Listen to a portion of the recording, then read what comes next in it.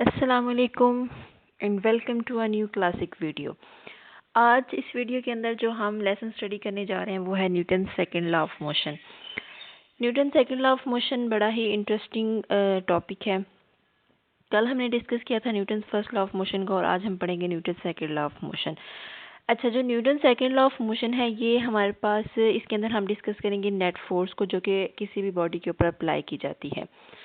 जो हमने last time lecture दिया था मैंने आपको, उसके अंदर मैंने आपको ये बताया था कि Newton first law of motion हमें ये कहता है कि अगर कोई बॉडी मूव कर रहा है या फिर वो रेस्ट में है तो वो मूव करता रहेगा या फिर रेस्ट की हालत में रहेगा जब तक उसके ऊपर कोई एक्सटर्नल नेट फोर्स अप्लाई नहीं की जाती। तो आज हम पढ़ेंगे कि जब उसके ऊपर एक्सटर्नल नेट फोर्स अप्लाई की जाती है किसी बॉडी के ऊपर तो फिर उसके बाद क्या होता है। ये हमें बताया था Newton second law of motion, Newton ने, जो कि उसका है Newton second law of motion. अच्छा जी, अब हमने इसकी सबसे पहले इसकी डेफिनेशन देख लेते हैं। When a net force acts on a body it produces acceleration in the body in the direction of the net force. The magnitude of this acceleration is directly proportional to the net force acting on the body and inversely proportional to its mass. अच्छा, ये तो एक statement है law की, ये आपने as it is इसको याद करना है। अब इस स्टेटमेंट को अगर मैं आपको आसान लफ्ज़ों में समझाऊं तो इसका मतलब क्या है।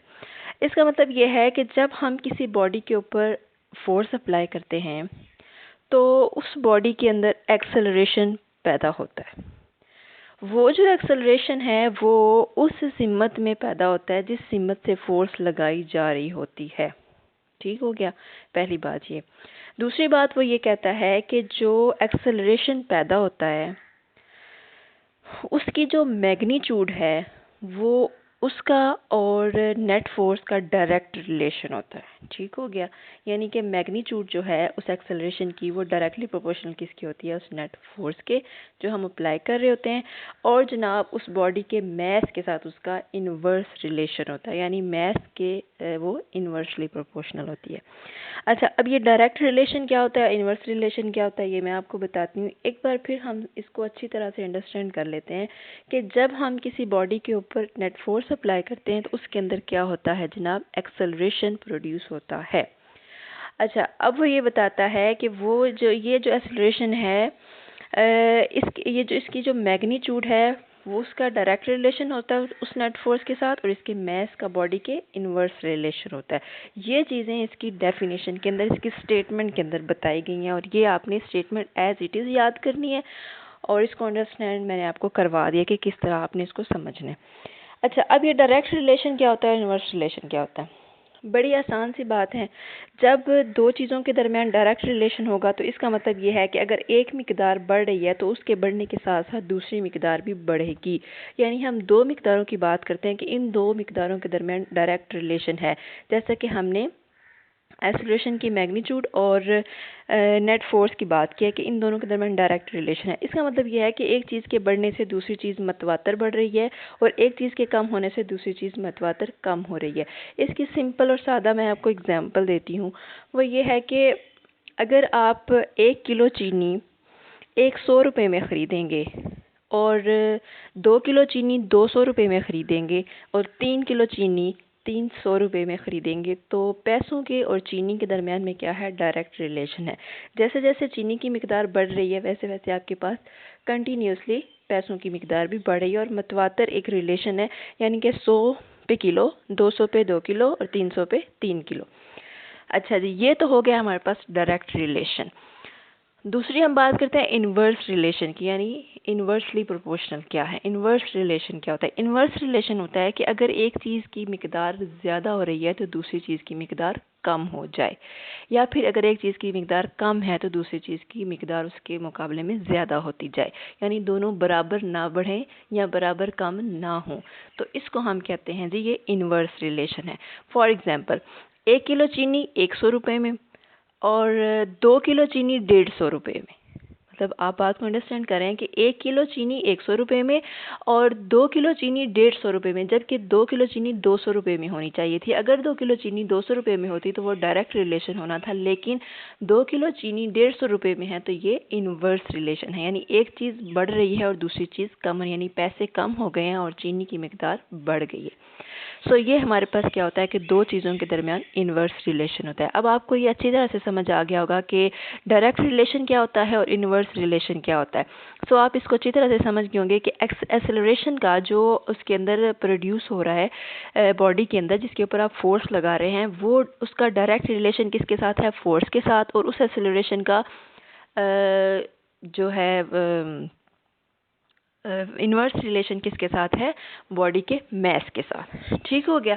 अच्छा, इसको अगर हमने ये जो बात हमने अभी की है, इसको अगर हमने करना हो इसकी फॉर्म में, इक्वेशंस की फॉर्म में, तो किस तरह से करेंगे? एक्सीलरेशन को हम किसे डिनोट करते हैं? ए से। ए क्या है? तो डायरेक्टली प्रोपोर्शनल होता है एफ के, यानी इन दोनों के दरमियान डायरेक्ट रिलेशन है, एक्सीलरेशन के दरमियान और नेट फोर्स के दरमियान। अच्छा जी, उसी के साथ साथ क्या कहते हैं? एक्सीलरेशन जो है वो इन्वर्सली प्रोपोर्शनल होता है एम के, यानी मैस के। तो जो इन्वर्स रिलेशन होता है उसको हम बटे में लिखते हैं, एक बटा। जो जिस चीज़ के दरमियान रिलेशन होता है ना इन्वर्स, उसको हम बटे में लिखते हैं। जैसे कि हमारे पास ये इन्वर्स रिलेशन है मैस के दरमियान, तो एक बटा एम लिखेंगे, 1/m, इसको हम ओवर में लिखते हैं। तो एक्सेलरेशन इन्वर्स रिलेशन किसके साथ है? एम के साथ। जब हम आप इसको या तो इस तरह बटे में लिख लें, तो फिर आप इसको अगर बटे में लिख रहे हैं तो आप डायरेक्टली प्रोपोर्शनल टू नहीं बोलेंगे, इन्वर्स आप इस तरह से बोलेंगे, यानी आप ये कहेंगे कि a inversely proportional to m just. लेकिन लिखने में क्या आएगा? 1/m। ये नहीं आप बोलेंगे कि a inversely proportional to 1/m, नहीं, 1/m ऑलरेडी ही आपको ये बता रहा है कि इनके दरमियान इन्वर्स रिलेशन है। सो जब आप इन्वर्स की बात कर देते हैं तो वो माइंड में आ जाएगा कि इसको m 1/m में लिखना है, तो इसको बोलना नहीं है, इसको ऐसे ही बोलना है, a inversely proportional to m। Inversely proportional का मतलब यह है कि आपने उसको बटे में लिख दिया है। ठीक हो गया।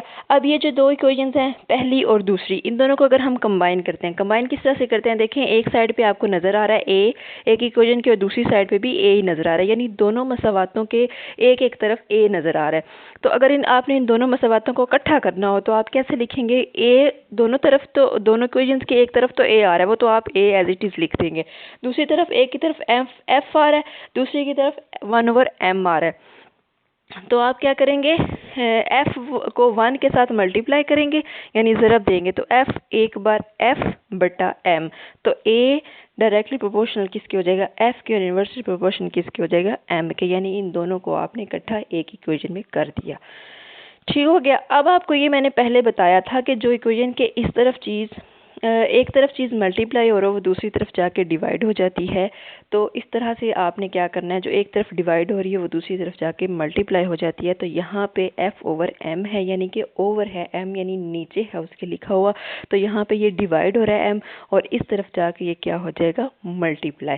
तो क्या आ जाएगा? f directly proportional to m a, यानी ये m इधर चला गया a के साथ, और f एक साइड पे रह गया, तो f हम इस तरह लिखेंगे m a। अच्छा जी, ये जो दरमियान में आपको नज़र आ रहा है, ये एक प्रोपोर्शनैलिटी कांस्टेंट है। सॉरी, ये इसको ख़त्म करने के लिए हम यहाँ पे एक प्रोपोर्शनैलिटी कांस्टेंट लगाते हैं। ये जो आपको इक्वल टू का निशान नज़र आ रहा है, ये इक्वल टू लगाने के लिए और इसको ख़त्म करने के लिए इस सिंबल को हम एक प्रोपोर्शनैलिटी, यानी एक प्रोपोर्शनल है ना, ये प्रोपोर्शनल का सिंबल है, तो इस प्रोपोर्शनल के सिंबल को ख़त्म करने के लिए हम यहाँ पे प्रोपोर्शनैलिटी कांस्टेंट लगाते हैं, तो ताकि हम इसको इक्वल टू लगा के एक प्रॉपर एक इक्वेशन बना सके। सो हम क्या करेंगे, यहाँ पे इस प्रोपोर्शनल के सिंबल को ख़त्म करके इक्वालिटी के सिंबल को लगाने के लिए यहाँ हम एक प्रोपोर्शनैलिटी कांस्टेंट लगाएंगे, जो कि हमारे पास है k। तो ये हमारे पास इक्वेशन क्या आ जाएगी? इस प्रोपोर्शनल का साइन यहाँ पे ख़त्म हो गया, इक्वल टू का साइन आ गया, और यहाँ पे हमने लिख दिया है k। तो ये इक्वेशन क्या बन गई? f = kma। अब आपको पता चल गया कि k कहाँ से आया और हमने क्यों लिखा। k एक प्रोपोर्शनैलिटी कांस्टेंट है, उस प्रोपोर्शनल को ख़त्म करने के लिए इक्वालिटी का साइन लगाया, और इक्वालिटी का साइन लगाने के बाद हमने k लगा दिया, तो ये हमारे पास क्या आ जाता है? kma। अच्छा, अब सिस्टम इंटरनेशनल के अंदर k की जो वैल्यू होती है वो हमारे पास होती है 1। तो अगर हम यहाँ पे k की वैल्यू पुट करेंगे तो ये हमारे पास आ जाएगा f = ma, simple, f = ma। k की वैल्यू 1 पुट की तो 1 को ma से मल्टीप्लाई करें तो ma ही आएगा। अच्छा जी, उसके बाद ये हमारे पास क्या आ जाता है, फोर्स आ गई है जो कि बराबर किसके है, एम ए के। फोर्स यानी एफ क्या होता है, फोर्स, एम क्या होता है, मैस, और ए क्या है, एक्सेलरेशन। यानी कि फोर्स किसके बराबर है, मैस और एक्सेलरेशन के प्रोडक्ट के, यानी इनके हासिल ज़रब के बराबर है फोर्स। तो अब आप यहाँ से आपको फोर्स की डेफिनेशन भी समझ आ गई होगी।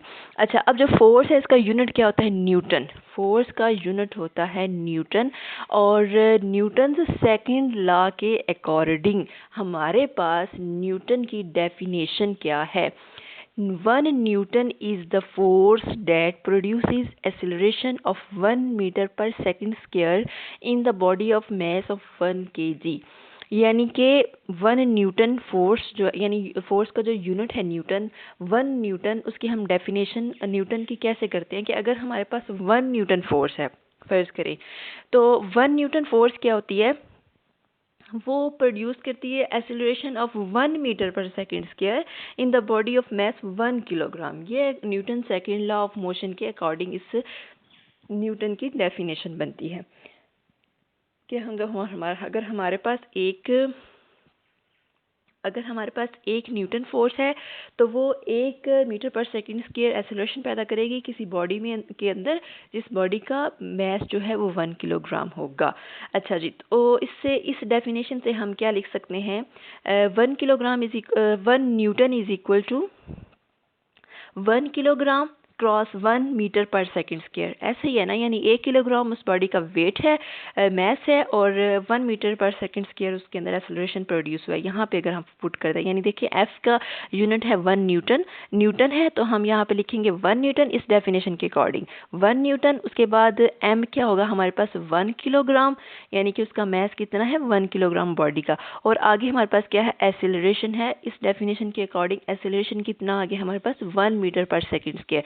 तो इसको हम इस इक्वेशन के अंदर इन सारी वैल्यूज़ को पुट करेंगे तो वो हमारे पास क्या आ जाएगा, 1 newton is equal to 1 kilogram metre per second square. So newton का जो हमारे पास आता है यूनिट, वो क्या आ जाता है, 1 kilogram metre per second square.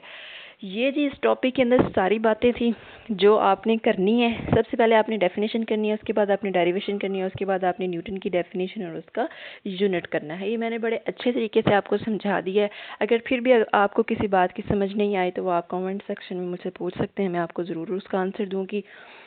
Newton third law of motion हम करते हैं इंशाल्लाह नेक्स्ट लेक्चर में। फ़िलहाल के लिए इतना ही। अपना बहुत सारा ख्याल रखिएगा, दुआओं में याद रखिएगा। अल्लाह हाफिज़।